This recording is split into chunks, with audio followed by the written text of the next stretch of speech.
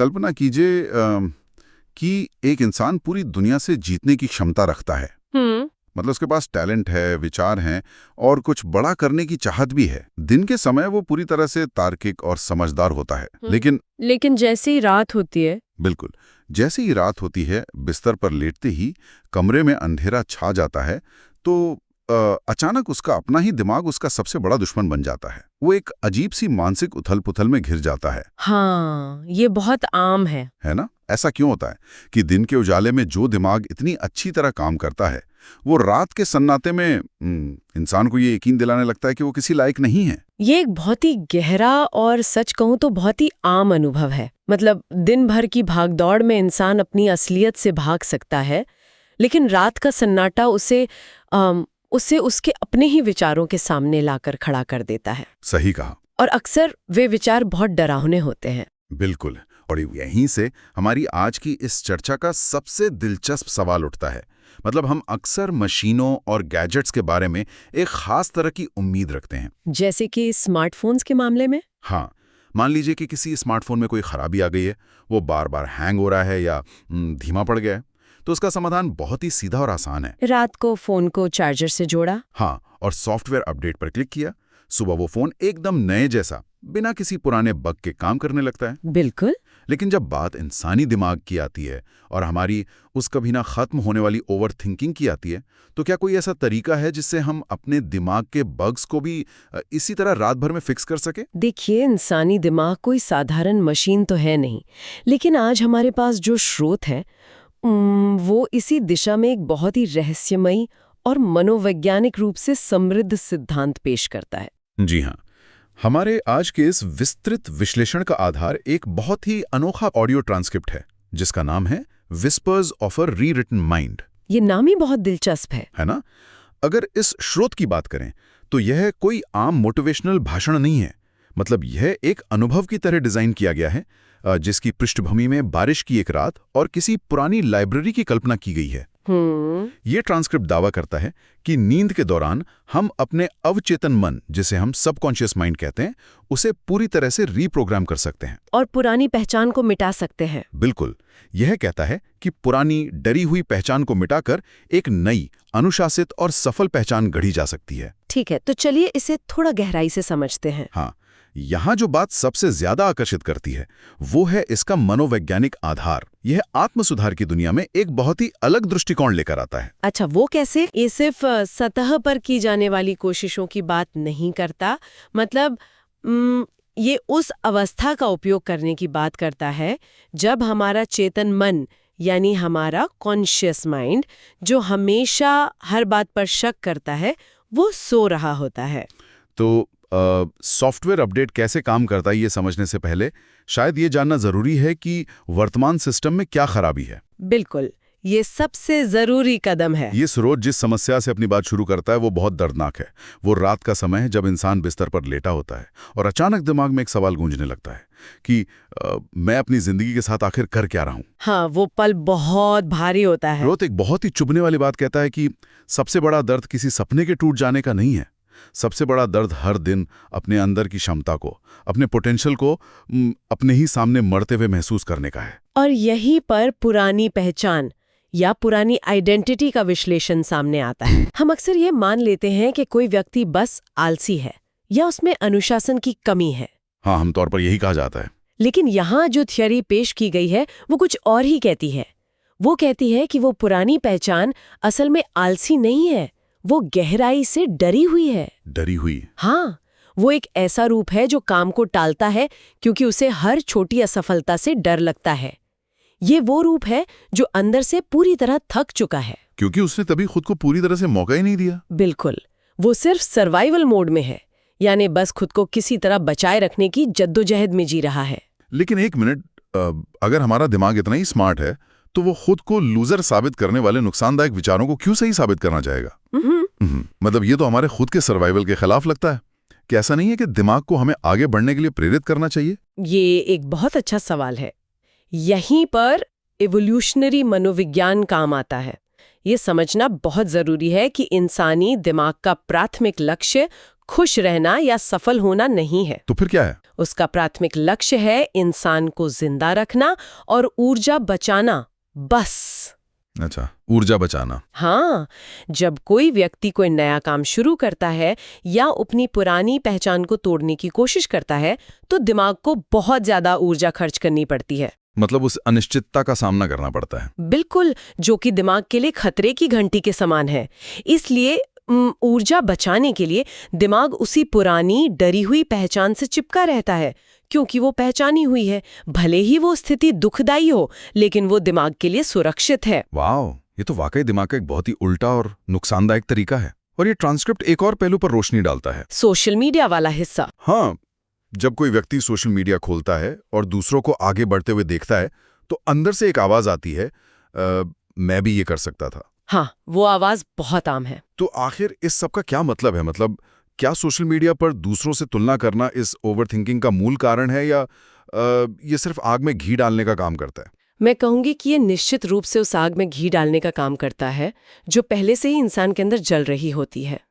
मूल कारण वो दूरी है जो इंसान की वर्तमान वास्तविकता और उसकी छिपी हुई क्षमता के बीच होती है। समझ रहा हूँ। जब कोई व्यक्ति दूसरों को वो करते देखता है जो वो खुद कर सकता था, तो ये उसकी उस डरी हुई पहचान को सीधे चुनौती देता है। और चूंकि वो पुरानी पहचान डरी हुई है, तो वो तुरंत खुद पर शक और ओवरथिंकिंग का सहारा लेती है। वो हजारों बहाने बनाती है। उसके पास तो ज्यादा पैसे हैं, उसकी किस्मत अच्छी है, ताकि व्यक्ति को कोई असल एक्शन न लेना पड़े। और दिमाग अपनी उसी सुरक्षित ऊर्जा बचाने वाली स्थिति में बना रहे। ये एक बहुत ही शक्तिशाली विचार है कि हमारा अपना दिमाग हमें सुरक्षित रखने के लिए हमें असफल बना रहा है। बिल्कुल। अब इस ट्रांसक्रिप्ट का सबसे दिलचस्प हिस्सा वो समाधान है जो ये पेश करता है। जब पुरानी पहचान इतनी हावी है तो इसे बदलने का सही समय कब है? स्रोत इसका जवाब रात के सन्नाटे और नींद में देता है। हाँ, दिन के उजाले में या किसी ऑफिस डेस्क पर यह काम नहीं करता। सही कहा। ट्रांसक्रिप्ट के अनुसार जिंदगी बाहर से नहीं बल्कि अंदर से बदलती है। जब इंसान सोता है तब चेतन मन शांत हो जाता है, लेकिन अवचेतन मन हर संदेश को ग्रहण करता है। और इसके पीछे की जीव विज्ञान और न्यूरोलॉजी को समझना बहुत जरूरी है। अगर हम इसे बड़ी तस्वीर के साथ जोड़कर देखें तो हमारा चेतन मन या कॉन्शियस माइंड दिन भर एक बहुत ही सख्त सिक्योरिटी गार्ड की तरह काम करता है। ये हर नई जानकारी को शक की नजर से देखता है। अगर कोई इंसान दिन में शीशे के सामने खड़े होकर कहे कि मैं बहुत आत्मविश्वासी हूं, वो सिक्योरिटी गार्ड तुरंत कहेगा, नहीं, बिल्कुल नहीं। याद है पिछली बार स्टेज पर कितनी घबराहट हुई थी? बिल्कुल। लेकिन रात में जब इंसान सोने के ठीक पहले की अवस्था में होता है तब वो गार्ड सो जाता है। ये एक बेहतरीन एनालॉजी है। ये बिल्कुल ऐसा है जैसे दिन भर उस इमारत का सख्त गार्ड हर किसी को रोक रहा है। हाँ। लेकिन रात में जब वो अपनी कुर्सी पर झपकी ले रहा है, हाँ, तब बिना किसी शोर शराबे के उस इमारत के अंदर चुपके से जाया जा सकता है और कमरों का सारा पुराना टूटा हुआ फर्नीचर हटाकर नया फर्नीचर रखा जा सकता है। और सुबह जब गार्ड उठेगा तो वो उस नए फर्नीचर को ही वास्तविकता मान लेगा। सटीक कहा। तो वो नया फर्नीचर क्या है? वो नए विश्वास, नया रवैया और नई धारणाएं हैं। ट्रांसक्रिप्ट में इस अवस्था तक पहुंचने के लिए गहरी सांस लेने की तकनीक पर जोर दिया गया है। गहरी सांस लेना सिर्फ शरीर को आराम नहीं देता, यह सीधे हमारे वेगस नर्व को ट्रिगर करता है। अच्छा, ये वेगस नर्व क्या काम करती है? हमारा नर्वस सिस्टम दिन भर सिंपैथेटिक मोड में रहता है, यानी फाइट या फ्लाइट मोड, जहां इंसान हमेशा तनाव में रहता है। गहरी सांस लेने से सिस्टम पैरासिम्पैथेटिक मोड में चला जाता है, जिसे रेस्ट और डाइजेस्ट मोड कहा जाता है। मतलब ये सिर्फ मनोवैज्ञानिक नहीं बल्कि एक शारीरिक बदलाव भी है। बिल्कुल। जब ये शारीरिक बदलाव होता है तो इंसान के दिमाग की तरंगें या ब्रेन वेव्स बीटा स्टेट से नीचे आकर अल्फा और थीटा स्टेट में जाने लगती हैं। अल्फा और थीटा स्टेट? हाँ, ये वो अवस्था है जहां चेतन मन का पहरा सबसे कमजोर होता है और अवचेतन मन पूरी तरह से खुला और ग्रहणशील होता है। यही वो समय है जब उस नए फर्नीचर को स्थापित किया जा सकता है। और अवचेतन मन सिर्फ विचार नहीं बनाता, ये हमारी पूरी जिंदगी चलाता है। हमारा रवैया, आत्मविश्वास, अनुशासन सब यहीं से तय होते हैं। बिल्कुल। यहां आकर बात वाकई बहुत दिलचस्प हो जाती है। अगर हम इस ऑडियो के उस हिस्से पर गौर करें जहां इंसान को एक दृश्य की कल्पना करवाई जाती है, तो वो बहुत ही शांत और स्थिर है। एक शांत रात, खुला आसमान, चमकते सितारे। यहां इंसान को अपने नकारात्मक विचारों से भागने के लिए नहीं कहा जाता, बल्कि उन्हें देखने के लिए कहा जाता है। हाँ, ट्रांसक्रिप्ट कहता है कि अपने सामने उस पुरानी डरी हुई पहचान को देखो और फिर उसे दूर जाते हुए महसूस करो और फिर एक नए वर्जन को सामने आते हुए देखो जो शांत है, केंद्रित है, अनुशासित है। और ध्यान देने वाली बात यह है कि इस नए वर्जन का वर्णन कैसे किया गया है। ये नया रूप बेचैन या बहुत ज्यादा उत्तेजित नहीं है। हाँ, वो स्थिर है। बिल्कुल, ये पूरी तरह से ग्राउंडेड है। ये एक बहुत ही महत्वपूर्ण मनोवैज्ञानिक अंतर है। लेकिन यहीं पर मुझे थोड़ी शंका होती है। कैसी शंका? क्या ये नया वर्जन बनाने की पूरी प्रक्रिया सिर्फ एक और fake it till you make it वाली बात नहीं हो गई? मतलब क्या हम इंसान को एक नकली मुखौटा पहनने के लिए नहीं कह रहे हैं? ये शंका बहुत स्वाभाविक है, लेकिन इसका जवाब इसके ठीक विपरीत है। अच्छा। Fake it till you make it में इंसान बाहरी दुनिया को दिखाने के लिए एक ऊर्जा ओढ़ लेता है जो भीतर से खोखली होती है। वो बहुत जल्दी थक जाती है। सही बात है। लेकिन यहाँ जो स्थिर और ग्राउंडेड पहचान की बात हो रही है वो बाहर से ओढ़ी हुई नहीं है। असल में इंसान की असली क्षमता हमेशा से वहीं थी। वो बस उस पुरानी डरी हुई पहचान के करप्टेड सॉफ्टवेयर के नीचे दबी हुई थी। मतलब ये किसी और व्यक्ति की नकल करने के बारे में नहीं है? बिल्कुल नहीं। ये प्रक्रिया कुछ नया या नकली बनाने की नहीं है, बल्कि उस असली शांत वर्जन को वापस सतह पर लाने की जो बहाने नहीं बनाता और जो असहज परिस्थितियों का सामना करने से नहीं डरता। वाह, ये स्पष्टीकरण इसे बहुत अलग और गहरा बना देता है। इसके बाद ट्रांसक्रिप्ट में कुछ बहुत ही शक्तिशाली एफर्मेशंस आते हैं। एक पंक्ति जो विशेष रूप से ध्यान खींचती है वो है, मैं कमजोर नहीं हूं, मैं टूट नहीं रहा, मैं बन रहा हूं। ये बहुत शक्तिशाली है ना? ये वाक्य सिर्फ कुछ शब्द नहीं है, बल्कि ये दर्द को देखने का पूरा नजरिया ही बदल देता है। शब्दों का ये चुनाव बहुत सावधानी से किया गया है। जब कोई इंसान अपनी पुरानी आदतों को छोड़ता है तो एक तरह का मानसिक दर्द होता है। अक्सर इंसान इस दर्द को अपनी कमजोरी मान लेता है और वापस पुरानी आदतों की तरफ भागता है। लेकिन मैं टूट नहीं रहा, मैं बन रहा हूं, ये वाक्य उस दर्द को ग्रोथ की प्रक्रिया से जोड़ देता है। यानी ये अवचेतन मन को नई पहचान के साथ मर्ज करने का काम करता है। हाँ, ये समझाता है कि ये दर्द नुकसानदायक नहीं है, बल्कि ये एक नई और मजबूत इमारत की नींव रखे जाने का संकेत है। तो जब ये नई पहचान अवचेतन मन में बैठ जाती है तो वास्तविक जीवन और आदतों पर इसका क्या प्रभाव पड़ता है? बहुत बड़ा प्रभाव पड़ता है। स्रोत हमें एक बहुत ही स्पष्ट चित्र दिखाता है। कल्पना कीजिए, सुबह के 5 बजे हैं, पूरी दुनिया सो रही है, लेकिन वो व्यक्ति जाग चुका है और उसकी आंखों में एक नई चमक और स्पष्टता है। और सबसे बड़ी बात यह है कि उसका हाथ तुरंत फोन की तरफ नहीं जाता। बिल्कुल, अंतहीन स्क्रोलिंग करने की वो बेकाबू इच्छा गायब हो गई है। दिमाग अब शॉर्ट टर्म खुशी नहीं बल्कि ग्रोथ और आजादी चाहता है। यहाँ ये समझना दिलचस्प है कि दिमाग सस्ते डोपामाइन की लत को छोड़ता कैसे है। हाँ, ये कैसे होता है? जब इंसान अपनी पुरानी डरी हुई पहचान में होता है तो वो अंदर से बेचैन होता है। उस बेचैनी और एंजाइटी को शांत करने के लिए दिमाग को तुरंत किसी राहत की जरूरत होती है। और सोशल मीडिया स्क्रॉल करना वो सबसे आसान राहत है। सटीक। लेकिन जब अवचेतन मन को ये विश्वास हो जाता है कि अब उसकी पहचान शांत और शक्तिशाली है तो उसे उस क्षणिक राहत की जरूरत नहीं रहती। दिमाग अब डिलेड ग्रेटिफिकेशन को महत्व देने लगता है। मतलब भविष्य में मिलने वाले गहरे संतोष को? हाँ, वो समझ जाता है कि स्क्रीन पर अंगूठा घिसने से मिलने वाला क्षणिक सुख खुद के विकास के सामने कुछ भी नहीं है। हम अक्सर सफलता को बाहरी चीजों से मापते हैं, जैसे बैंक बैलेंस, गाड़ी या बाहरी दिखावा। लेकिन यह स्रोत इसे पूरी तरह से आंतरिक ईमानदारी और आत्मसम्मान में बदल देता है। सफलता सिर्फ पैसा नहीं है, बल्कि रात को सोते समय ये महसूस करना है कि आज मैंने खुद को धोखा नहीं दिया। इससे एक बहुत ही महत्वपूर्ण सवाल खड़ा होता है कि अवचेतन मन वास्तविकता को कैसे बदलता है। इसे कन्फर्मेशन बायस के सिद्धांत से समझा जा सकता है। ये कन्फर्मेशन बायस असल में कैसे काम करता है? दिमाग हर समय हमारी मान्यताओं के सबूत खोजता रहता है। अगर किसी व्यक्ति का अवचेतन मन ये मानता है कि वो एक लूजर है तो दिमाग उसी के सबूत खोजेगा। बिल्कुल।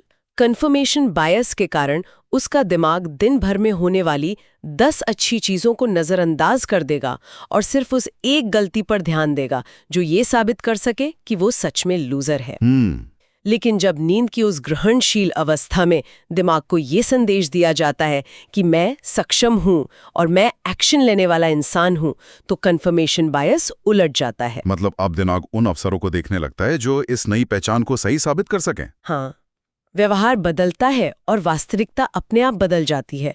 वो समस्याओं से घबराने के बजाय उनके समाधान खोजने लगता है। मतलब ये कोई जादू या रहस्यमय शक्ति नहीं है, बल्कि पूरी तरह से हमारा अपना ही न्यूरोलॉजिकल सिस्टम है जो हमारे लिए काम करना शुरू कर देता है। बिल्कुल। अगर हम दिमाग के हार्डवेयर यानी न्यूरॉन्स की बात करें तो ये पूरी प्रक्रिया हमारे दिमाग को भौतिक रूप से कैसे बदलती है? ट्रांसक्रिप्ट कहता है कि अवचेतन मन नए न्यूरल पाथवे बनाता है।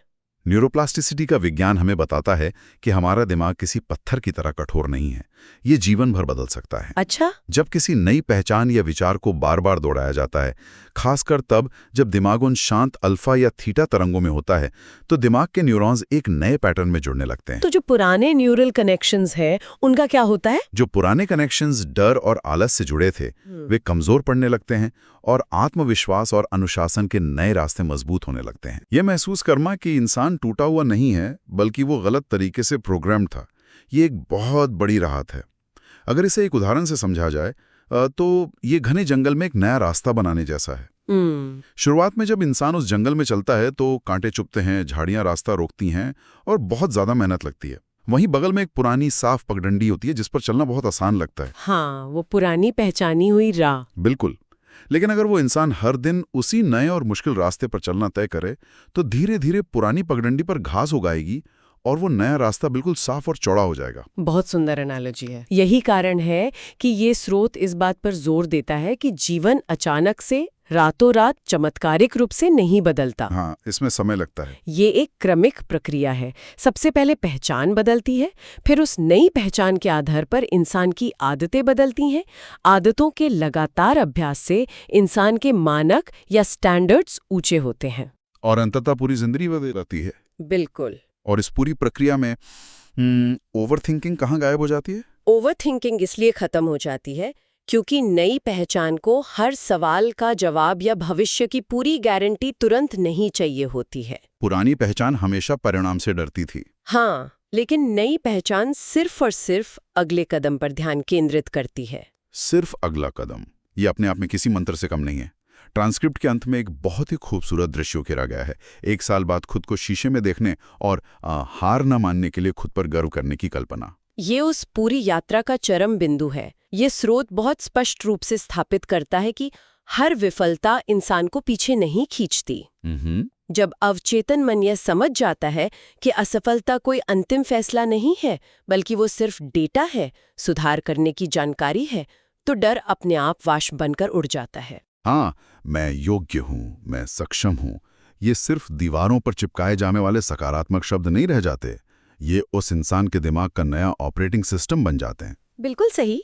तो अगर हम इस पूरे विस्तृत विश्लेषण को समेटें, हमने देखा कि कैसे इंसान की पुरानी थकी हुई पहचान उसे सिर्फ जिंदा रखने के लिए ओवरथिंकिंग के जाल में फंसा कर रखती है। हाँ। हमने समझा कि नींद के दौरान अवचेतन मन को नई दिशा देना क्यों इतना प्रभावी है, जब चेतन मन का सख्त गार्ड सो रहा होता है। हमने देखा कि कैसे डोपामाइन की लतों से बाहर निकलना और नए न्यूरल पाथवे बनाना एक अनुशासित भविष्य का निर्माण करता है। और ये समझना सबसे ज्यादा जरूरी है कि हमारे अंदर असीमित क्षमता है, जरूरत सिर्फ खुद को सही तरीके से रीप्रोग्राम करने की है। ये बात पूरी तरह सच है, लेकिन इस ट्रांसक्रिप्ट की गहराई और अवचेतन मन की रीप्रोग्रामिंग पर इतनी लंबी चर्चा करने के बाद एक बहुत ही आधुनिक और थोड़ा परेशान करने वाला विचार सामने आता है। अच्छा, वो क्या है? स्रोत इस बात पर पूरा जोर देता है कि सोने से ठीक पहले अवचेतन मन को क्या संदेश दिए जाते हैं।